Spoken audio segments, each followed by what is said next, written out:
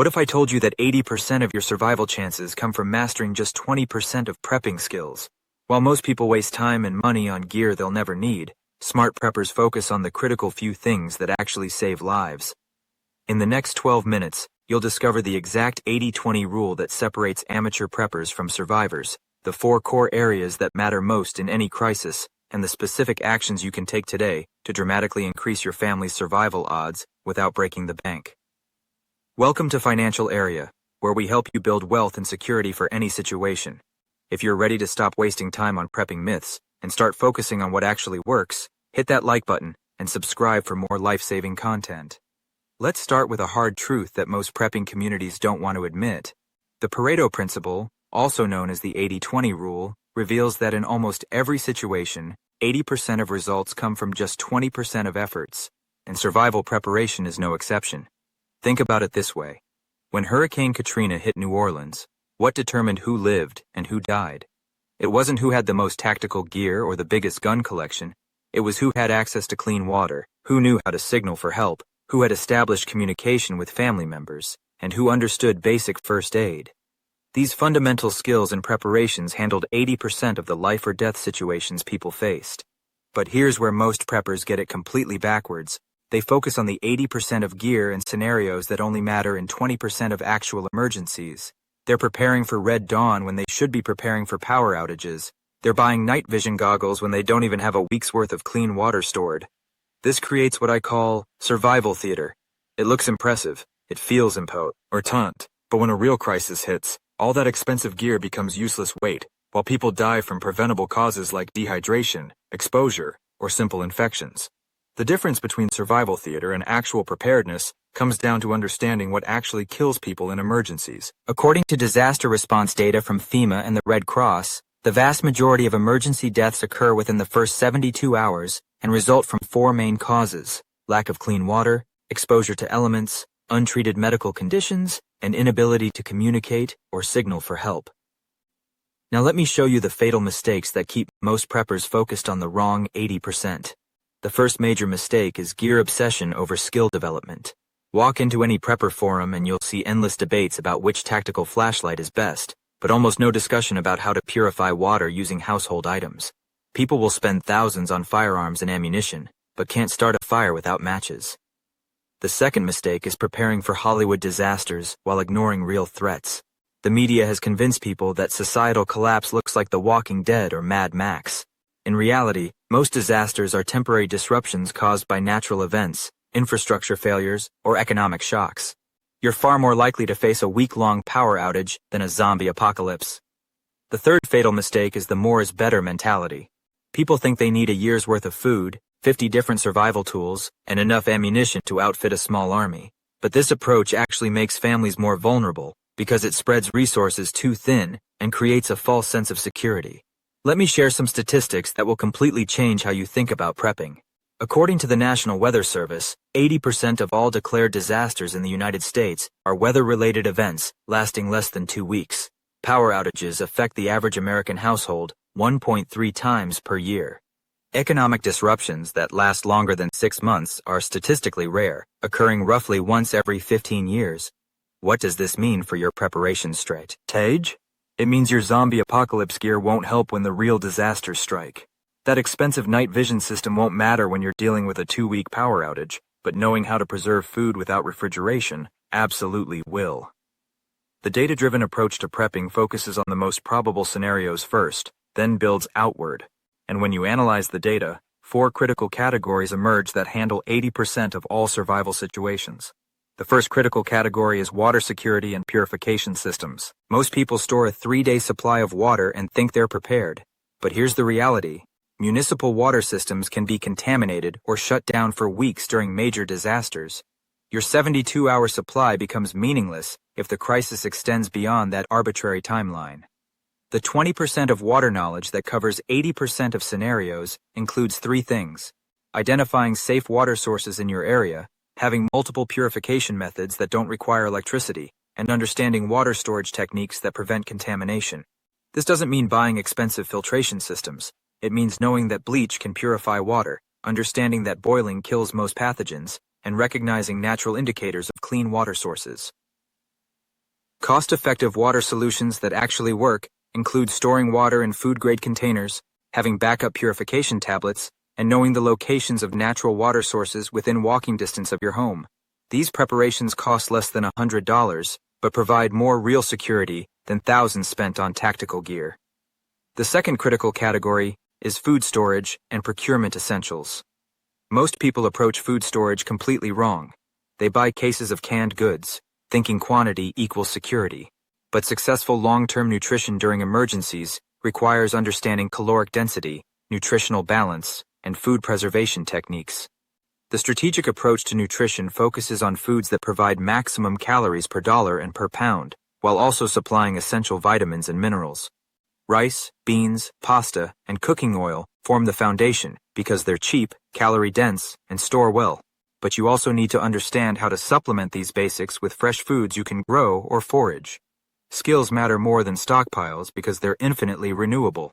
Knowing how to garden, preserve meat, or identify edible plants in your area provides food security that can't be stolen or spoiled. These skills also allow you to help others, which brings us to a crucial survival principle. Community survival always trumps individual survival. How to eat well during extended emergencies isn't just about having food. It's about maintaining morale and health through proper nutrition. This means understanding basic cooking techniques that work without modern appliances, knowing how to stretch ingredients to feed more people, and having the tools to turn basic ingredients into varied, satisfying meals. The third critical category covers shelter, warmth, and basic medical care. These are the core skills that prevent 80% of survival deaths, yet they're often overlooked in favor of more exciting preparations. Most people die in survival situations from what's called the rule of threes. 3 minutes without air, 3 hours without shelter in harsh conditions, 3 days without water, 3 weeks without food. Notice that food comes last, but it's what most preppers focus on first. Understanding shelter means more than having a tent. It means knowing how to insulate a room when heating fails, how to create windbreaks, and how to manage moisture and ventilation. During winter power outages, people die from carbon monoxide poisoning because they don't understand proper ventilation when using alternative heating methods. This is why your bug-out bag might be useless. If you're planning to flee your home during an emergency, where exactly are you going? Do you have permission to be there? Have you practiced getting there under adverse conditions? Most bug-out plans fall apart under scrutiny because they're based on Hollywood scenarios rather than realistic assessment. Essential medical knowledge everyone should have includes recognizing and treating shock, controlling bleeding, managing pain and fever, and preventing infection. These basic skills handle the vast majority of medical emergencies you'll encounter. Advanced trauma care is less important than understanding when someone needs immediate professional help and how to keep them stable until help arrives. The fourth critical category is communication, security, and community building. Here's a truth that survivalist culture often ignores. Lone wolves don't survive. Every successful survival story involves cooperation with others.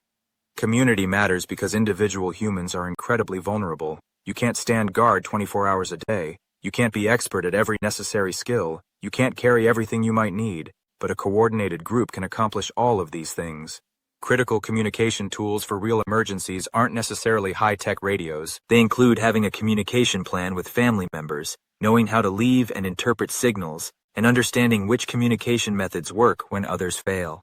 A simple whistle can be more valuable than an expensive radio if no one's listening on the other end. Building networks that increase survival odds exponentially starts with your immediate neighbors. Do you know who has medical training? Who has useful tools or skills? Who might need extra help during an emergency? These relationships can't be built during the crisis. They have to be established beforehand. Now let's talk about implementing your 80-20 prepper strategy starting today. The beauty of this approach is that you don't need thousands of dollars or years of preparation to dramatically improve your family's survival odds. Week 1 focuses on immediate action steps that cost under $100 total. Start with water. Store 1 gallon per person per day for 2 weeks. That's 14 gallons for each family member. Buy unscented liquid bleach for purification. Identify the nearest natural water sources and test your route to them. For food, buy a month's worth of rice, beans, pasta, and cooking oil. These provide complete nutrition and store indefinitely when properly sealed. Add salt, sugar, and basic spices to make meals palatable. This entire food supply costs less than most people spend on restaurants in a single week. For shelter and warmth, Focus on insulation materials, extra blankets, sleeping bags, or even cardboard and newspapers. Learn to heat one room efficiently, rather than trying to heat your entire home. Practice cooking simple meals without electricity, using camping stoves or other portable methods. For communication, establish meeting points and contact procedures with family members. Program important numbers into multiple phones. Create physical copies of important documents and store them in waterproof containers. Weeks 2 and 3 focus on building your core competencies through practice and skill development. This is where most people skip ahead to buying more gear instead of mastering what they already have. Don't make this mistake. Practice using your water purification methods. Actually cook meals using only your emergency food supplies and cooking methods. Test your communication plan by having family members contact each other from different locations. Learn basic first aid through online courses or community classes. During week 4, test and refine your approach by simulating realistic emergency scenarios. Turn off your main power breaker for 24 hours and see what problems arise. Try to feed your family for 3 days using only stored food and alternative cooking methods. These tests will reveal gaps in your preparation that no amount of theoretical planning can identify. The budget-friendly priority system works on any income level because it focuses on high-impact, low-cost preparations first. Many of the most effective survival preparations cost almost nothing but require time and effort instead of money. The $20 purchases that outperform $200 gear include items like hand crank can openers, manual water pumps, basic first aid supplies, and multi-purpose tools. These simple items solve real problems that expensive tactical gear can't address. Smart substitutions save money without compromising safety. Instead of expensive freeze-dried meals, learn to dehydrate your own food. Instead of costly water filters, master multiple purification techniques. Instead of high-end communication equipment, understand how to use common items as signaling devices. Long-term mastery means moving beyond basics without losing focus on what actually matters. As you become more experienced, you can add specialized preparations for your specific situation and location. But always maintain the 80-20 perspective. Make sure new additions actually increase your survival odds, rather than just making you feel more prepared. How to identify your personal 80-20 depends on your location, family composition, and most likely threats. Someone living in Tornado Alley has different priorities than someone in earthquake country.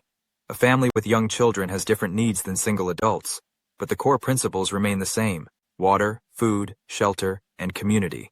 Reading sustainable prep habits that compound over time means integrating preparation activities into your regular routine. Set aside time each month to rotate stored food, practice skills, and update your plans. Make preparation a lifestyle rather than a project, and you'll build real competence instead of just accumulating gear. The 80-20 prepper rule isn't about doing less, it's about doing what actually matters. While others waste resources on survival fantasies, you'll be building real capabilities that work in real emergencies. Remember, 20% of your efforts will handle 80% of the situations you're likely to face. Focus on water, food, shelter, and community. Master the basics before moving to advanced preparations, and always prioritize skills over gear, because knowledge weighs nothing and can't be taken away. If this video helped you understand how to prep smarter instead of harder, give it a thumbs up and subscribe to Financial Area for more practical survival and financial security content. What's one 80-20 principle you're going to implement this week? Let me know in the comments below.